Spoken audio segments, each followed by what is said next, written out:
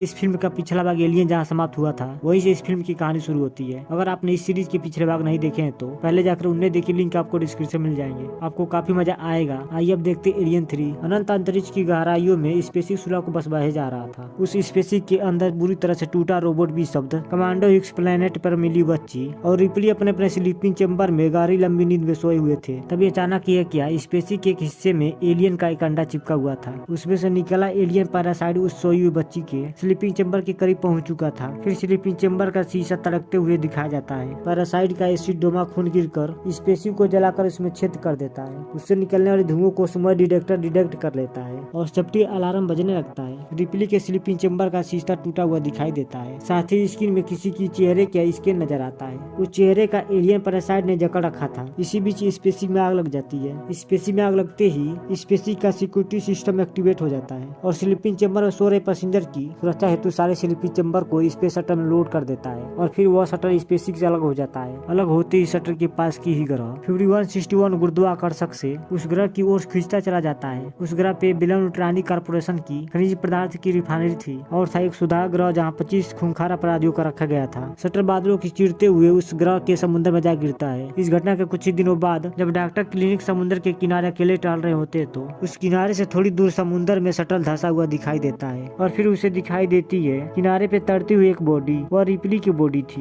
Doctor को पता चलता है रिपली अभी भी जिंदा है और उस बॉडी को उठाकर अपने ठिकाने की तरफ भागता है। वहाँ पर पहुंचकर वह दूसरे कैदियों को शटर की ओर भेजता है ताकि अगर कोई भी शटर में हो तो उसे बचाया जा सके। डॉक्टर की थोड़ी कोशिश के बाद ही रिपली को होश आ जाता है। दूसरे कैदी शटर को एक सांड द्वारा खींचकर एक सुधा ग्रह में ले आते हैं। सुधा ग्रह का वाल्डन बेलम ट्रानी कारपोरेशन के हेडक्वार्टर शटर और रिपली के बारे में सूचित कर देता है। उधर सुधा ग्रह के अस्पताल में रिपली का इलाज शुरू हो चुका था। सुधा ग्रह में उन 25 दुर्दांत कैदियों को संभालने के लिए वाल्डन उसका असिस्टेंट और डॉक्टर भी थे। फिर शाम को प्रार्थना सभा में वाल्डन सभी कैदियों को शटर के क्रैश लैंडिंग के बारे में बताता है। वो आगे बताता है कि शटर में उसे एक बच्ची और एक कमांडो की लाश मिली है। साथ ही एक क्षतिग्रस्त रोबोट भी मिला है जिसे रिपेयर नहीं किया जा सकता। इस क्रैश लैंडिंग में इन्हें जिंदा औरत भी मिली है जो कि रिपली थी। जब उन कैदियों को पता चलता है कि एक औरत उनके सुधा ग्रह में लाई गई है उनमें उत्साह की लहर दौड़ पड़ती है क्योंकि वहाँ कभी भी कोई औरत नहीं आई थी और उन कैदियों ने सालों से किसी लड़की या औरत को नहीं देखा था। उन कैदियों का एक लीडर था जो कि धर्मगुरु था। लीडर कहता है उनके बीच किसी औरत का होना उनके भाईचारे और शांति में हलचल पैदा कर सकता है। इस पर वाल्डन सभी को बताता है कि उसने पहले ही हेडक्वार्टर को इसकी जानकारी दे दी है और एक हफ्ते में हेडक्वार्टर से एक रेस्क्यू टीम आकर रिपली को यहाँ से ले जाएगी। वाल्डन डॉक्टर से रिपली का हेल्थ अपडेट मांगता है। डॉक्टर बताता है कि रिपली की हालत अब पहले से काफी ज्यादा बेहतर है लेकिन फिलहाल वो बेहोश है। फिर वाल्डन डॉक्टर को सख्त हिदायत देता है कि जब तक रेस्क्यू टीम न आ जाए तब तक रिपली अस्पताल के बाहर कैदियों के सामने न आना पाए। इसी में सभी की भलाई है। अगर मजबूरी में उसे आना पड़े तो हर समय डॉक्टर या असिस्टेंट में से कोई उसके साथ होना चाहिए। उधर कुछ देर बाद रिपली होश आ जाता है। डॉक्टर उसे बताता है कि उसका शटर उनके ग्रह पर क्रैश हो गया था।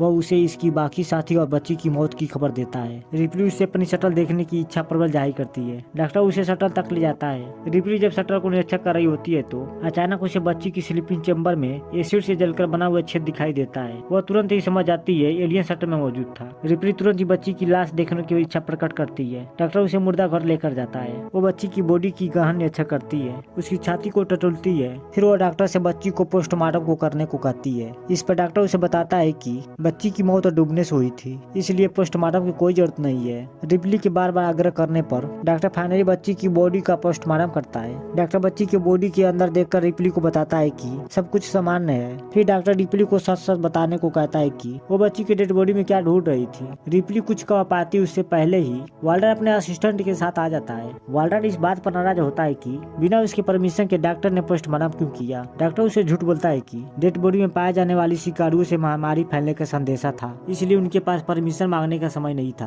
उधर बुचर खाने में दो कैदियों एक मरे हुए सांड की बॉडी को लेकर आते हैं। यह सांड 19 सांडों में से एक था जिन्हें लेकर कैदी शटल लाने गए थे, पर इनके लिए ताजुब की बात यह थी ये सांड आक्रम कैसे मर गया। फिर भी इन सांडों को बाद में खाने में इस्तेमाल करने के सोच के उसे वही छोड़ के चले जाते हैं। तभी उन सांडों को जिस हाथगड़ी में लाया गया था उसमें मरा हुआ एलियन पैरासाइट मिलता है लेकिन इसमें कोई साधारण जंतु समझ कर नजरअंदाज करते हैं। दूसरी तरफ सब मिलकर हिक्स और बच्ची को अंतिम संस्कार के लिए इकट्ठा होते हैं। हिक्स और बच्ची के शरीर के फर्नेस में छोड़ दिया जाता है। ठीक उसी वक्त बूचर खाने में मरे हुए सांड के शरीर में हरकत होने लगते हैं। मरे हुए सांड के पेट जोर जोर से हिल रहा था। तभी सांड का पेट पूरी तरह से फट जाता है और उसमें से एक निकलता है छोटा सा फैया हुआ एक एलियन। क्योंकि वह एलियन इस बार सांड के शरीर से निकला था, इसलिए उसमें जानवर के गुण थे। वह 4 पैरों पे चलता था। फिर वह एलियन सरपट बूचर खाने से भाग निकलता है। कुछ देर बाद सुधागृह के कैंटीन में 2 कैदी लीडर कोलिक नामक कैदी को शिकायत करते हैं उसे अलग रखा जाए, क्योंकि वह पूरी तरह से अपना दिमागी संतुलन खो चुका है पर बाकी सबके लिए खतरनाक बन चुका है। लीडर उनकी बातों को नजरअंदाज करते हुए गोली को साथ में भाई सम्मान रखने की हिदायत देता है, क्योंकि वहाँ जुओं की समस्या थी, इसलिए रिपली के बाल छोटा कर दिए गए थे।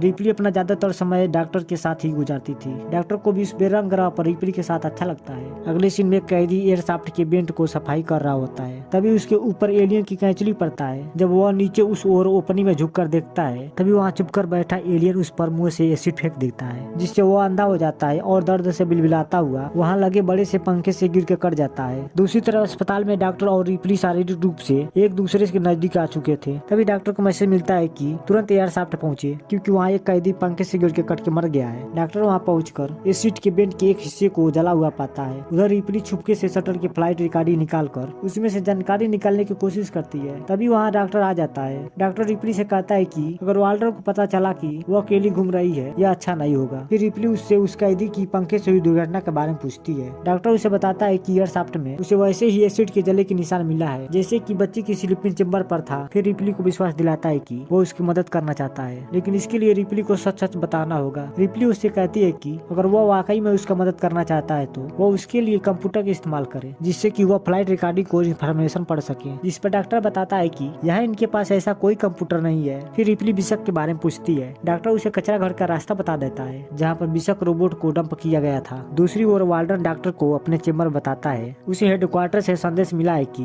रिपली की खास ख्याल रखा जाए, क्योंकि हेडक्वार्टर के लिए हाई प्रायोरिटी है। उधर रिपली बिशप को ढूंढ निकालती है। जब वो कचरा घर से बाहर आती है तब उसे कुछ कैदी पकड़कर उसके साथ जबरदस्ती करने की कोशिश करते हैं। तभी वहाँ लीडर आकर रिपली को उन कैदियों से बचा लेता है। दूसरी ओर उसी एयरशाफ्ट में पागल कैदी कोलिक और 2 अन्य कैदी उस बने हुए कैदी के लिए मोमबत्ती जलाकर श्रद्धांजलि दे रहे होते हैं। तभी एलियन आकर एक कैदी को अपना शिकार बना लेता है। यह देखकर कोलिक को दूसरा कैदी वहाँ से भाग जाते हैं, लेकिन एलियन दूसरे कैदी को अपना शिकार बना लेता है। खून के फुहार उछल के कोलिक को नहला देती है। कोलिक वहाँ से तुरंत भाग जाता है। अपनी जान बचाने के बाद कोलिक कैंटीन में पागलों की तरह खाना खाता है। तभी कैदियों की नजर खून से सने कोलिक पर पड़ती है। उन्हें लगता है कि कहीं पागलपन में कोलिक किसी को कुछ कह न दिया हो और सब कैदी कोलिक को वही दर्द बुझते हैं। उधर अस्पताल में रिपली बिशप को एक्टिवेट कर लेती है। होश में आने पर रिपली बिशप से प्लेट रिकॉर्ड का डेटा पढ़ने को बोलती है। बिशप रिपली को डेटा पढ़कर सुनता है कि सुलह को स्पेसिंग में आग इलेक्ट्रिक के कारण से लगी थी। किसी कारण से कुछ बिजली के तार पिघल गए थे। रिपली उससे पूछती है कि क्या फ्लैट रिकॉर्डिंग स्पेसिंग में किसी की एलियन की मौजूदगी को दर्शा रहा है। बिशप बताता है कि स्पेसिंग में एक एलियन भी मौजूद था। बेलमट्रानी कॉर्पोरेशन को स्पेसिंग में घटित हर घटना की जानकारी कंप्यूटर के माध्यम से मिल रही थी। इसके बाद बिशप रिपली से कहता है कि उसे काफी चोट पहुंची है पर वो कभी भी पहले की तरह नहीं हो सकता। बेहतर है कि डीएक्टिवेट हो जाए। फिर रिपली उसे डीएक्टिवेट कर देती है। तभी लीडर कोलिक को हाथ बांधकर उसे अस्पताल लेकर पहुंचता है। कोलिक कह रहा था उसने अपने 2 कैदी साथियों की टर्नर ने नहीं मारा, पर वाल्डर को कोलिक की बातों को यकीन नहीं हो रहा था। उसका मानना था कि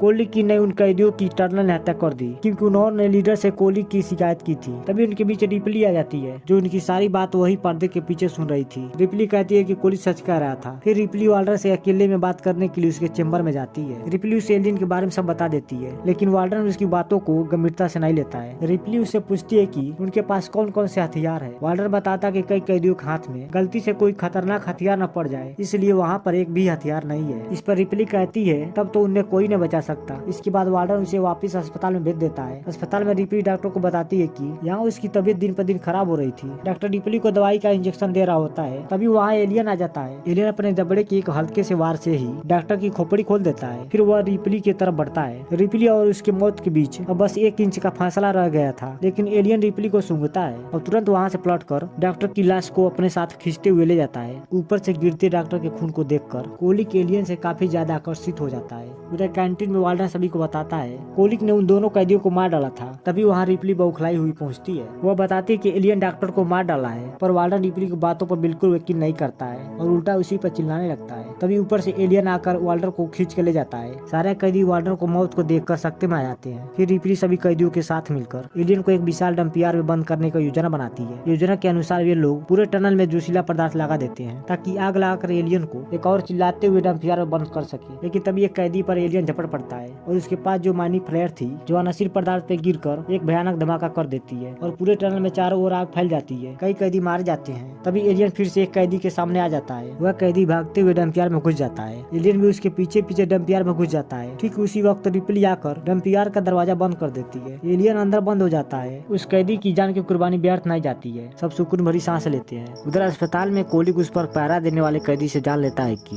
उन्होंने एलियन को कहां बंद करके रखा है। फिर उसे फुसलाकर अपना हाथ खुलवा लेता है। उसके बाद वह उसे बेहोश कर अस्पताल से चंबत हो जाता है और बाहर पहरा देने वाले कैदी को गला रेत कर डंपियर का दरवाजा खोल देता है। फिर जैसे ही अंदर प्रवेश करता है वैसे ही एलियन उसकी खोपड़ी को चबा जाता है। डंपियर से सरपट भाग जाता है। उधर रिप्ली डीलर के साथ मिलकर उस एलियन को मारने का योजना बना रही थी। तभी एक कैदी आकर बताता है कि एलियन डंपियर से आजाद हो गया है। डंपियर पहुंचने पर उसे पता चलता है कि यह सारा किया धरा कोली का था। अचानक ही रिप्ली का तबीयत बिगड़ने लगती है। वहाँ से तुरंत गायब हो जाती है और शटल में अपनी स्लीपिंग चेम्बर में पहुंच जाती है। असिस्टेंट भी उसे ढूंढता हुआ वहाँ पहुंच जाता है। वह रिप्ली का स्कैन करने में उसकी मदद करता है। स्कैन से पता चलता है कि रिप्ली के अंदर एक एलियन क्यों पल रही थी जो हजारों एलियन को जन्म देने में सक्षम थी। इसी कारण अस्पताल में उस एलियन ने उसे रिप्ली की जान बख्श दी थी। रिप्ली को गहरा सदमा लगता है। दरअसल इस स्पेसी में रिप्ली ही एलियन पैरासाइट द्वारा संक्रमित हो गई थी और जल्दी उसकी छाती फाड़ कर एलियन क्यों बाहर आने वाली थी। यानी कि रिप्ली की मौत अब तो निश्चित थी। इसके बाद यह सब मिलकर एलियन को पकड़ कर खोलते हुए लीड में डुबाकर मारने का योजना बनाते हैं। ये लोग एलियन को पीछे दौड़ा दौड़ा कर एक ऐसी जगह ले आते हैं जहाँ लीडर और एलियन एक दूसरे के आमने सामने होते हैं। लीडर एक एलियन को उसी जगह रोकने के लिए अपने प्राणों की आहुति देने के लिए ठान लेता है। एलियन लीडर पर झपटता है। ठीक उसी पल खोलता हुआ तमाम लीड एलियन के ऊपर उड़ेल दिया जाता है। एलियन उस गर्म लीड में डूब चुका था। लेकिन तभी एलियन लपलपाता हुआ